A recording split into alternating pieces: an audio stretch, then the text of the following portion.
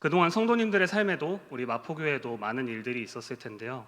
특별히 미래공동체에서는 여름 성경학교와 수련회들이 진행되었고 또 진행 중인 가운데 있습니다. 소년부에서는 지난 7월 23일에서 24일 여름 성경학교의 시간을 가졌습니다.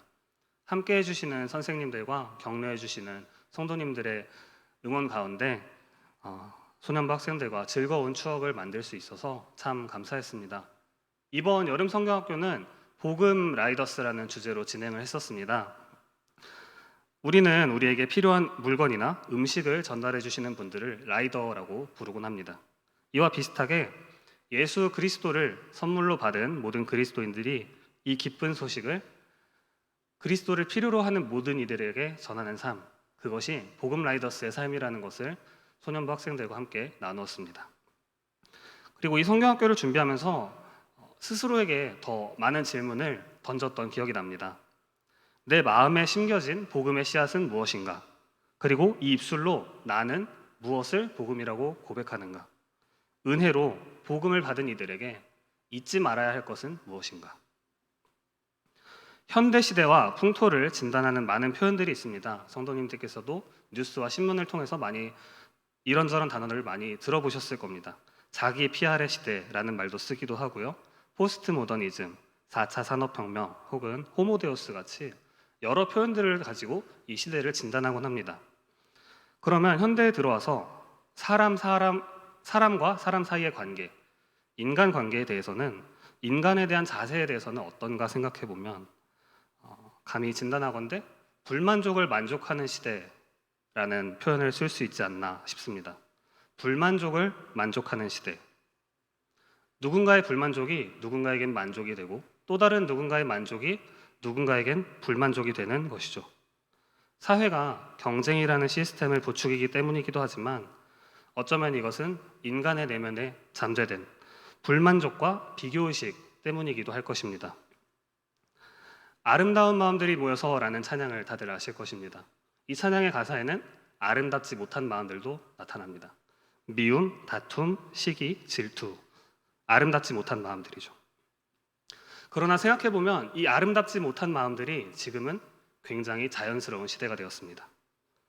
인터넷과 익명성이라는 도구를 통해서 말이죠.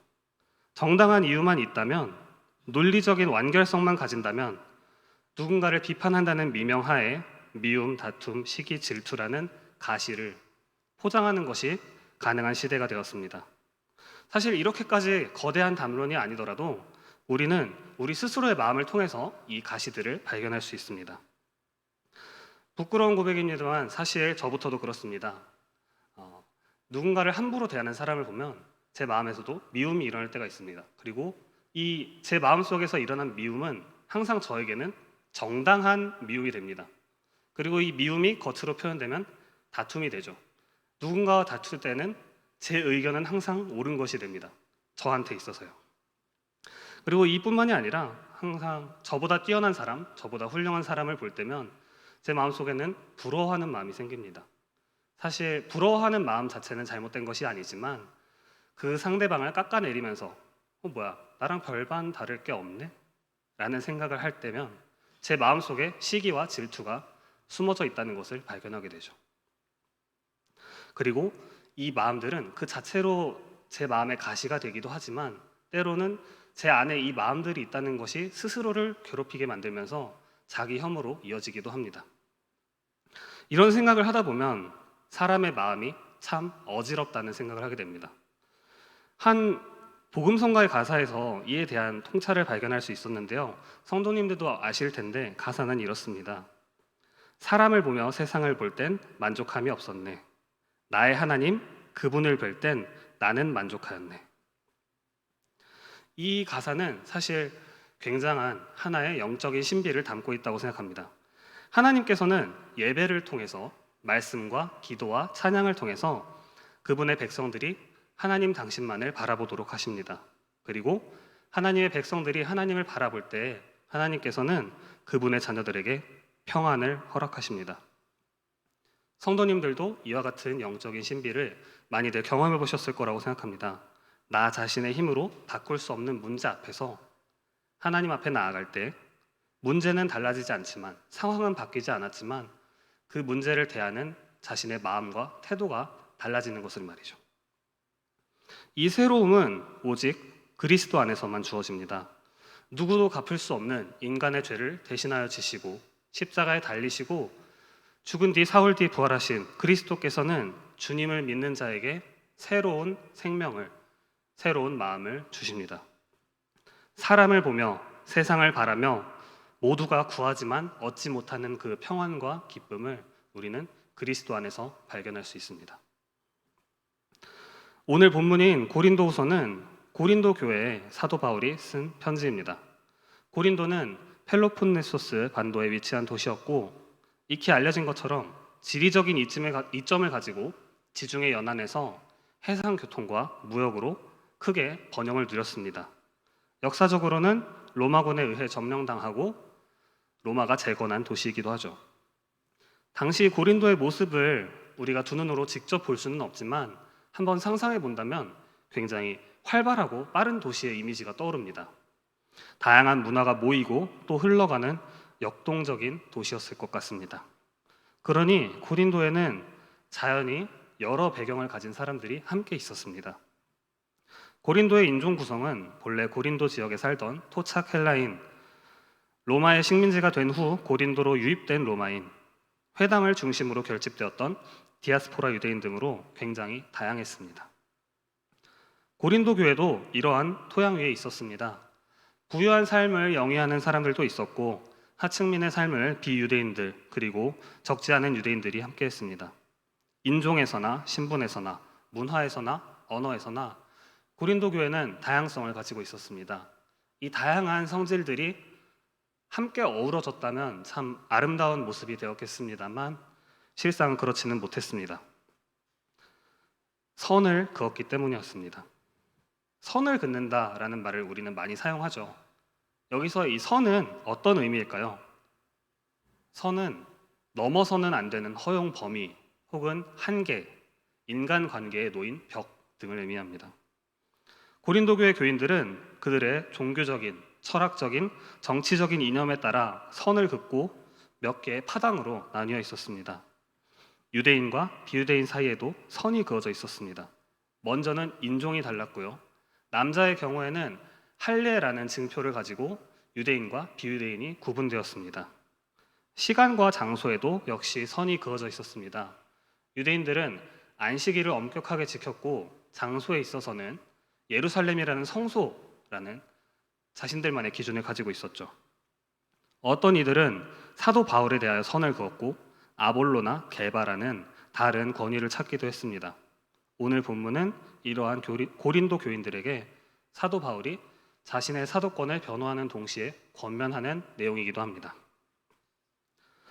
바울은 이 선을 비롯하여 인간의 지식들, 현실적인 문제와 조건들, 썩어 없어질 것들과 부패할 것을 한 단어로 요약합니다.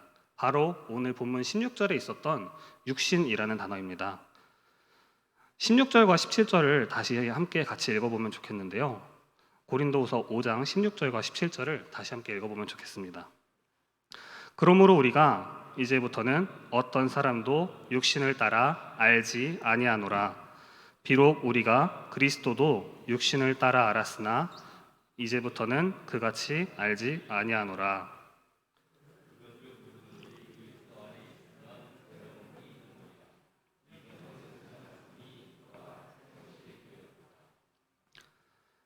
아멘. 그러므로 우리가 이제부터는 어떤 사람도 육신을 따라 선을 그어서 알지 아니하노라. 이 일은 어떻게 가능한 것일까요?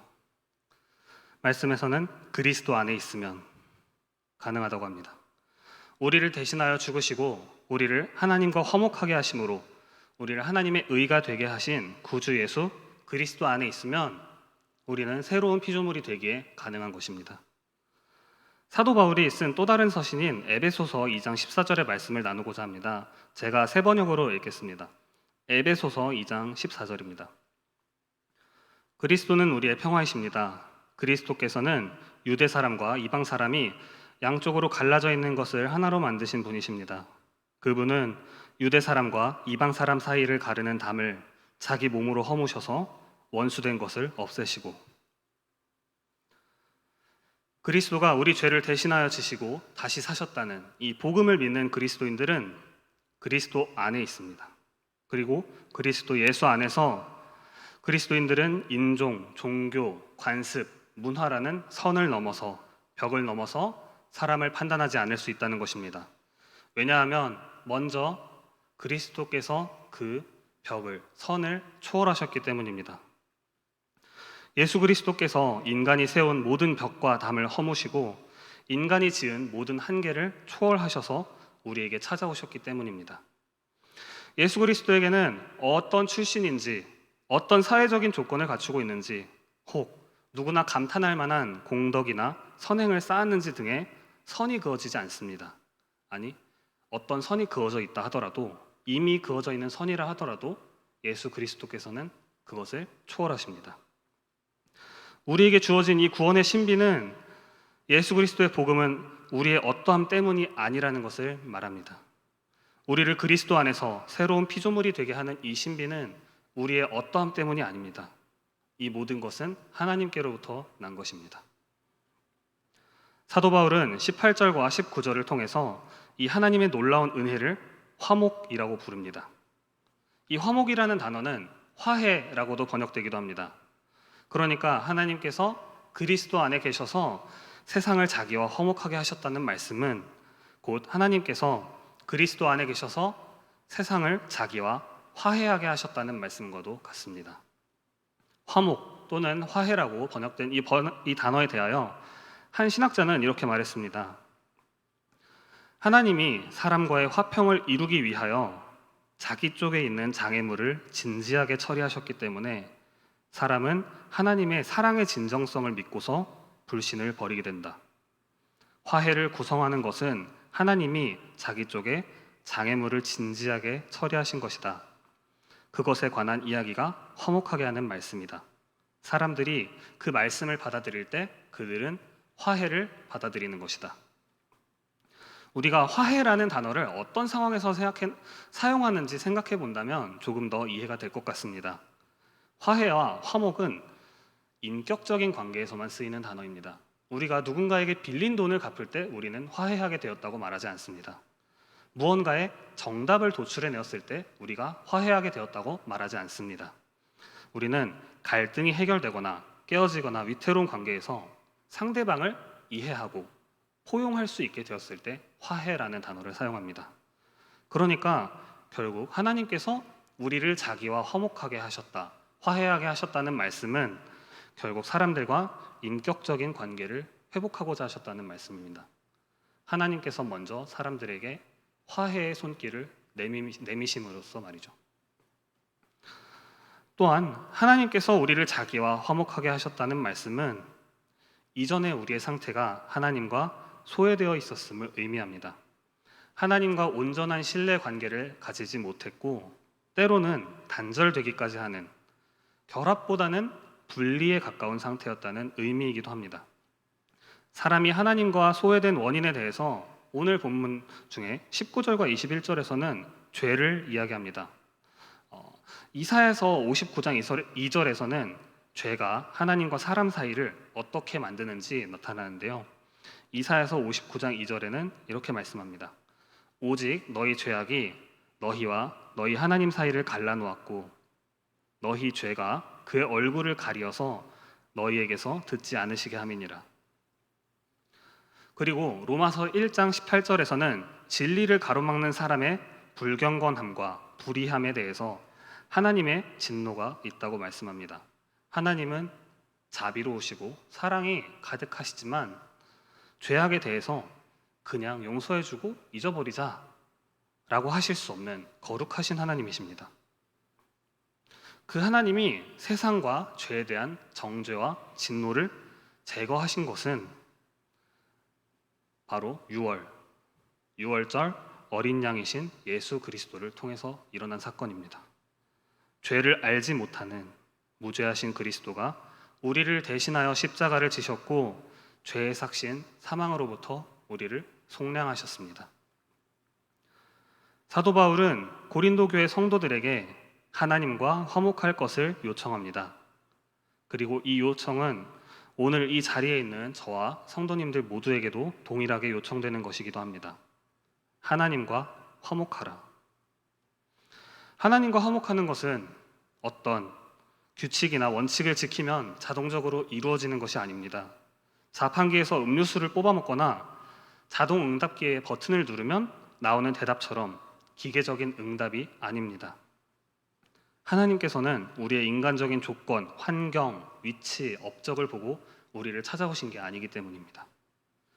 만약 하나님께서 자격에 따라서 구원을 주신다면 과연 누가 이 자리에 서 있을 수 있겠습니까? 과연 누가 하나님 앞에서 예배 드릴 수 있겠습니까?